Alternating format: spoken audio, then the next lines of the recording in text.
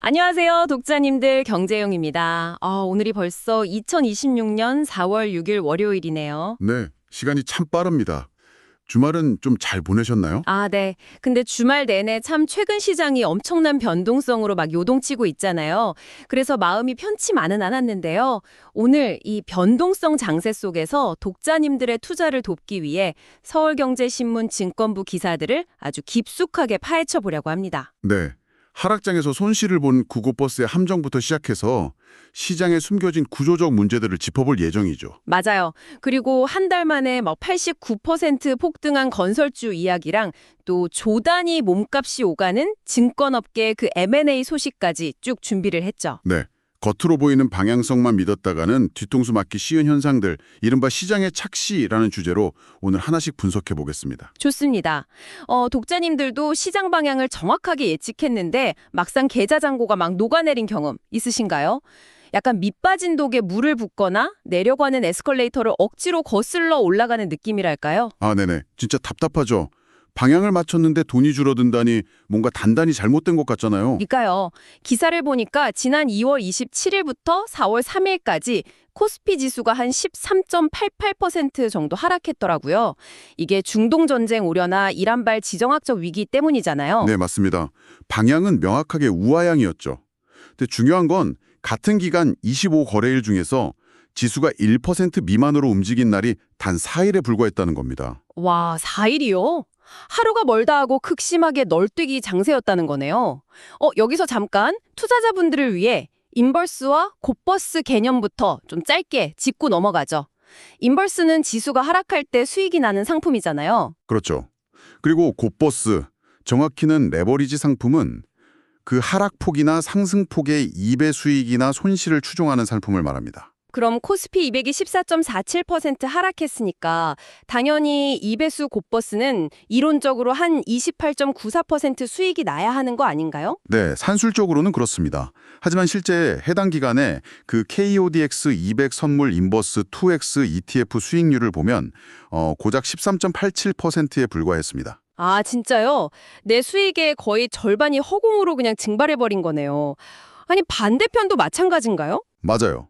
상승에 베팅한 레버리지 역시 이론상으로는 마이너스 28.94%여야 하는데 실제 손실은 마이너스 32.39%로 훨씬 더 크게 발생했습니다. 와, 도대체 계좌 안에서 무슨 일이 벌어진 건가요? 누가 수수료를 엄청 떼간 것도 아닐 텐데요. 이게 바로 음의 복리 효과 때문입니다. 변동성이 극심한 롤러코스터 장세에서는 방향을 정확히 맞춰도 가치 자체가 훼손되는 현상이 일어나는 거죠. 음의 복리 효과요? 독자님들이 매일 가격이 리셋된다는 건 대충 아시지만 그게 어떻게 내 계좌를 갉아먹는지는 바로 와닿지 않을 수 있거든요. 100만 원으로 치면 구체적으로 어떻게 되는 건가요? 네, 100만 원을 투자했다고 쳐보죠. 첫날 지수가 10% 하락하면 잔고가 90만 원이 됩니다. 근데 다음 날 시장이 반등해서 다시 10%가 올랐어요. 그러면 90만 원에 10%인 9만 원이 더해지니까 99만 원이 되네요. 정확합니다. 지수는 10% 내렸다가 10% 올랐으니까 제자리로 돌아온 건데 내 계좌에서는 1만 원이 그냥 사라진 겁니다. 와, 가만히 있었는데 1%가 증발했네요. 그럼 곱버스처럼 2배로 추정하는 상품은 타격이 더 크겠어요. 그렇죠. 100만 원이 20% 빠져서 80만 원이 됐다가 다시 20% 오르면 96만 원이 되거든요. 단 이틀 만에 자산의 4%가 날아가는 겁니다. 진짜 무섭네요. 지난 한 달처럼 매일 막 3%씩 널뛰기를 반복했다면 방향이 맞았든 틀렸든 이 변동성 세금이 누적되면서 가치가 심각하게 깎여 나가는 거군요. 네, 그래서 증권가에서도 이런 상품은 장기 투자용이 아니라 철저하게 단기 트레이딩이나 위험 회피 용도로만 써야 한다고 거듭 경고하는 겁니다. 그렇군요. 무기를 창고에 오래 꺼내두면 녹이 스는 것처럼 시간과 변동성이란 요소가 상품을 부식시킨다는 점 투자자분들이 꼭 기억하셔야겠습니다. 네, 맞습니다. 근데 이렇게 파생 상품 투자자들이 고전하는 동안 오히려 아주 소외받던 전통 산업에서 놀라운 수익률이 터져 나왔죠. 맞아요. 건설주 진짜 깜짝 놀랐습니다. 기사 보니까 3월 초부터 4월 3일까지 한 달 사이에 대우건설이 무려 88.9% 급등했더라고요. 네, 대우건설뿐만 아니라 DLENC가 53.1%, GS건설이 27.6% 상승했습니다. 롤러코스터 장세 속에서 진짜 화려한 부활을 한 셈이죠. 여기서 저 PBR이라는 개념을 잠깐 설명해야 할 것 같아요. 회사가 가진 순자산에 비해서 주가가 얼마나 싸게 거래되는지 보여주는 지표잖아요. 건설주들이 오랫동안 이 저 PBR 상태에 머물러 있었죠. 그렇죠. 기업이 가진 자산을 다 팔아서 청산하는 가치보다도 주가가 더 낮았다는 뜻이니까요. 이번 상승의 첫 번째 배경도 바로 정부의 저 PBR 해소 정책 기대감, 즉 기존유가가 컸습니다. 아, 바닥에 꽉 눌려있던 주가에 정부 정책이 스프링을 달아준 격이네요. 정책 기대감 말고 또 다른 요인들도 있었나요? 네, 두 번째는 미국의 대미투자특별법 통과에 따른 원전 사업 기대감이었고요. 세 번째는 중동 지역의 지정학적 긴장이 오히려 전후 재건 테마로 변모하면서 수주 기대감을 키웠습니다. 각 기업별로도 호재가 달랐죠. 대우건설은 체코 두코바니발 파이프라인 기대가 컸고, DRENC는 이란 제재 완화 시 중동 수주나 주택 원가율 개선 이야기가 나왔고요. 네, GS건설 역시 국내 원전 시공 이력이 부각되면서 재무 부담 완화에 대한 기대감이 아주 강하게 작용했습니다. 아니, 근데요, 저 여기서 좀 강하게 반론을 제기하고 싶은데요. 아무리 그래도 기대감만으로 대형 건설사가 한 달 만에 막 89%씩 오르는 게 진짜 맞는 건가요? 충분히 의문을 가지실 만하죠. 미래 가치를 선반영한다고는 하지만 좀 비이성적인 과열로 보일 수도 있으니까요. 제 말이요. 당장 체코 원전 수주나 중동 재건이 내일 당장 실적으로 찍히는 숫자도 아닌데 이 상승세가 과연 계속 유지될 수 있을지 좀 우려되거든요. 아주 예리하십니다. 시장 전문가들도 바로 그 점을 지적하고 있습니다.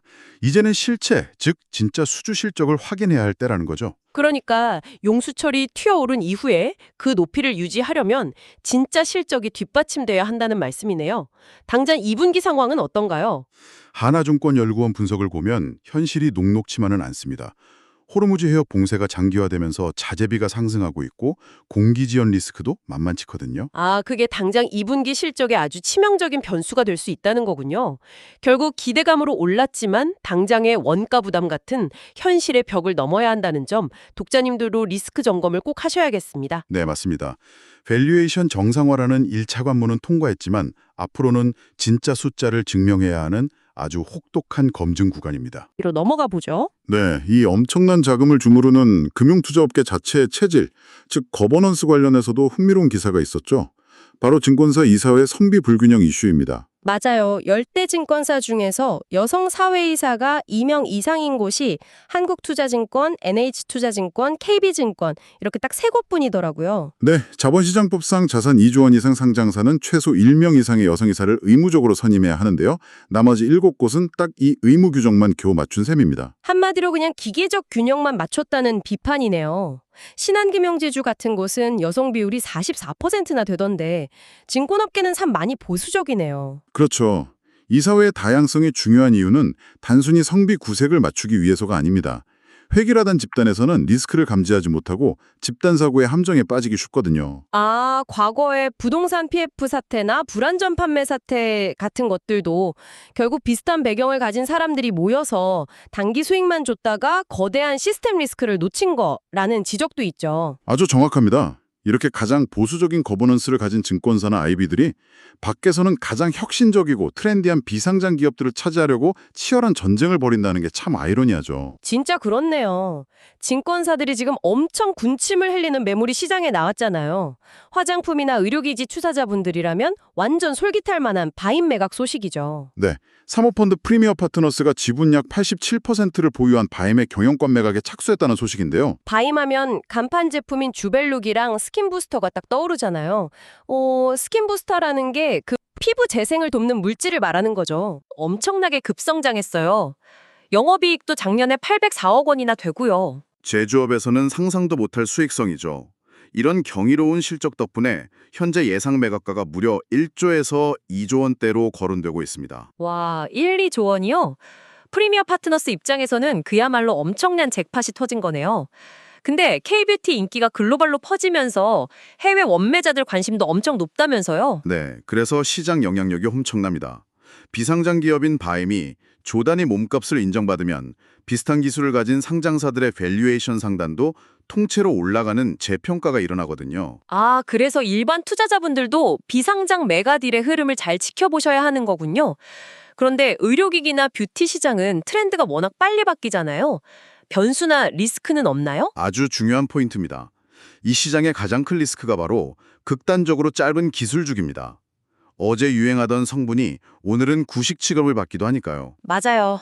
당장 올해만 해도 GC 녹십자 웰빙 같은 경쟁사들이 차세대 스킨 부스터 물질을 막 잇따라 출시하면서 맹추격하고 있더라고요. 네, 그래서 이번 매각의 핵심은 과거 주베륵의 실적이 전부가 아닙니다. 치열한 경쟁 속에서 포스트 주베륵 비전을 얼마나 설득력 있게 제시하느냐가 딜의 성패를 가를 겁니다. 아, 결국 화려한 숫자 이면에 숨은 기술의 지속 가능성을 증명해야만 진짜 가치를 인정받을 수 있다는 거군요. 정말 파생 상품부터 건설주, 그리고 조단위 M&A까지 시장의 역동적인 이면을 쭉 짚어본 유익한 시간이었습니다. 지금까지 극심한 변동성 장세 속 파생 상품의 위험성과 건설주의 부상, 그리고 증권업계 이슈와 바인 매각 주제에 대해 다뤘습니다. 투자 판단에 참고가 되셨길 바랍니다. 다음에도 빠른 증권 소식으로 찾아뵙겠습니다. 지금까지 서울경제신문 경제영이었습니다. 감사합니다. 본 내용은 투자 참고 정보이며 투자 결정에 따른 책임은 투자자 본인에게 있습니다. 7분 30초.